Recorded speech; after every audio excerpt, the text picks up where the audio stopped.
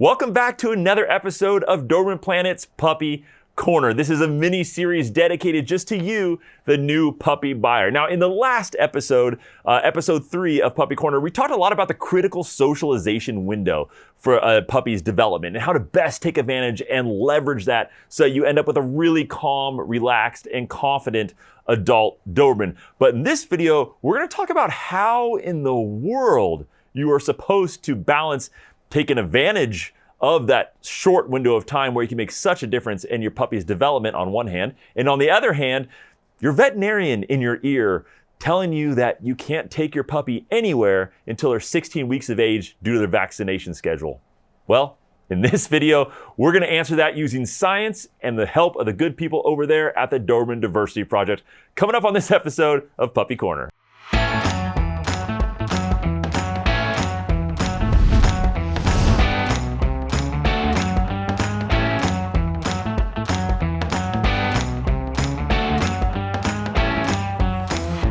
So guys, I really do think it's incredibly important that we answer this question because a lot of new Doberman puppy owners out there, myself at one point also, are just incredibly scared, too fearful to take our puppies out of the house really anywhere when we first get them up until they're fully vaccinated, which usually doesn't happen until the puppy's at least 16 weeks of age, which, as we learned in the last episode of Puppy Corner, that's generally after the critical socialization period has closed. So what are you realistically supposed to do? I mean, you can't hide out in your house until a dog is 16 weeks of age because that could have some serious behavioral consequences when the dog is an adult. And as we found out in Puppy Corner episode 3, the critical socialization window is called critical for a reason. And it's from when the dog's about 4 weeks of age to maybe as late as 16 weeks of age. So you got to take advantage and leverage that time. That is the time when you will help to dictate how the dog will behave as an adult. And if you don't expose them to as many people, places, sights, sounds, experiences as possible, then you could end up with a dog that is maybe a little clingy and fearful, and you wanted a dog that could join you everywhere because they got a calm temperament, but instead you might end up with a dog who fear bites or is afraid to come out of the house for any reason. So guys, as you know, because I'm not a veterinarian, I really relied heavily on the research and the actual veterinarians over at the Doberman Diversity Project for the information in this video, and here is what they told me. The DHPP vaccine is arguably one of the most critical vaccines your dog is going to get. It prevents distemper, parvovirus, parainfluenza, and 2 types of adenovirus or hepatitis in puppies. And parvovirus is probably one of the most critical, one of the most feared by us puppy owners because it can kill a dog really relatively easily. Now, this vaccine is given every 3 to 4 weeks, starting when the dog is between 6 to 8 weeks of age and ending when they're about 16 weeks of age, or in other words, ending right about the end there of the critical socialization window. Now, the Doberman Diversity Project confirmed that this does not mean not socializing your puppy until 16 weeks of age, because there could be some serious behavioral problems that could result if you do that. In fact, there was a landmark study, which I'll link to in the description down below, where data was collected from 21 veterinarian clinics and a whole bunch of trainers who were running puppy classes for their dogs. And in total, this data consisted of 279 puppies in the United States who were under 16 weeks of age. In other words, 279 puppies who were not fully vaccinated, but who were attending puppy classes regularly. And of those, none were suspected of being diagnosed with a parvovirus infection. Guys, these results indicated that puppies who were not fully vaccinated and attending socialization classes were at no greater risk of developing parvovirus than puppies who were vaccinated and not attending those classes. Now remember though, these are puppies that were under 16 weeks of age and have received 1 dose of the vaccination. This is huge, guys. So in other words, according to the Doberman Diversity Project, the data shows that as long as a puppy has received at least 1 dose of their DHPP vaccination, which usually happens at 6 to 8 weeks of age, and given about a week for them to build the immunity from that 1 dose, then they are safe to attend formal, responsibly held socials or socialization classes. So guys, when you're out there socializing your Doberman puppy, you can do it creatively and relatively safely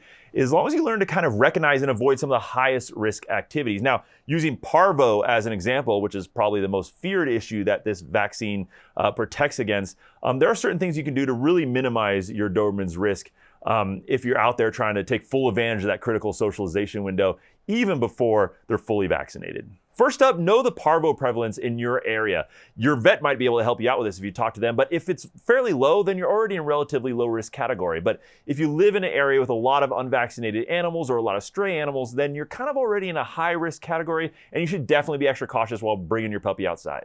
Next up, remember how Parvo is spread and practice protected contact. Now, Parvo is spread by direct dog-to-dog contact or through fecal material. So if you're taking your puppy outside in a low-risk region and you have your puppy, say, up in a carrier or in your arms or in your car or out on a clean blanket the whole time, the risk of infection is relatively low, whereas the benefit to getting them out there, seeing the world, the sights and sounds, kids walking by or friendly people walking by and saying hi, the benefits to that, to creating a really well-behaved adult dog, are fairly high.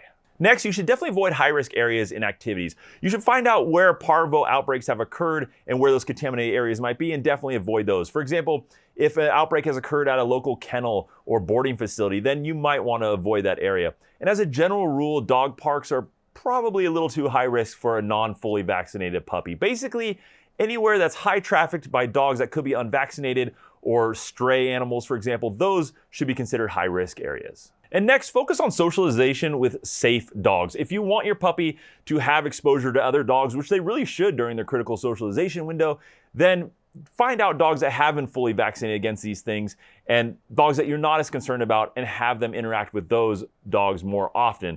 The benefits of having a young puppy interacting, especially with an older trusted dog, are immense. They're really great at self-regulating each other. It can do wonderful things like shortening the puppy biting and nipping stages and so many other things. There's a lot of behavioral benefits to this. So socialize with those safe older dogs. Remember that the risk of an infectious disease like Parvo is never zero, but the risk of behavioral problems in your Doberman due to lack of socialization, that's very, very high. So only you can really judge these two and decide what levels of socialization you are okay with before your dog is fully vaccinated. And remember that a well-socialized Doberman is just a happy, fun Doberman to own and raise, and one that you'll just have the best memories with. Guys, the Doberman Diversity Project is doing some really amazing things to help the Doberman breed as a whole on many fronts. One thing that they're tackling right now is the problem of dilated cardiomyopathy, or DCM, in this breed. This is a disorder that's really doing a lot of damage to the Doberman breed, and it's my hope that in the future, with good people like the Doberman Diversity Project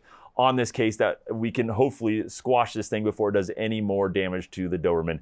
And if you want to help out the Doberman Diversity Project with their goal, they would love to have donations from people like you. They are a 501c3 nonprofit organization, so talk to your tax guy, but I'm pretty sure that makes your donation tax deductible also. To make a donation to the Doberman Diversity Project, you can either look for the link in the description down below this video, or you could simply go to dobermandiversityproject.org/donate, and you could donate there. They also told me that if you would rather talk to them over there to find out what kind of work and research they're doing before you decide to make a donation, they'd be happy to do that with you as well. For those of you out there struggling to find your next Doberman, please hang in there. I know it's tough. There are a lot more people looking to buy these dogs than there are dogs available, and just stick with it. It will be worth it in the end when you find your next Doberman puppy, your next family member to bring into your home. And you guys, please look below this video, check for the subscribe button. If that subscribe button is red, please click it and click the little bell icon next to it. That way you'll make sure not to miss not only another episode of Puppy Corner, but to not miss any episodes of Doberman Planet. Thank you so much for watching, guys.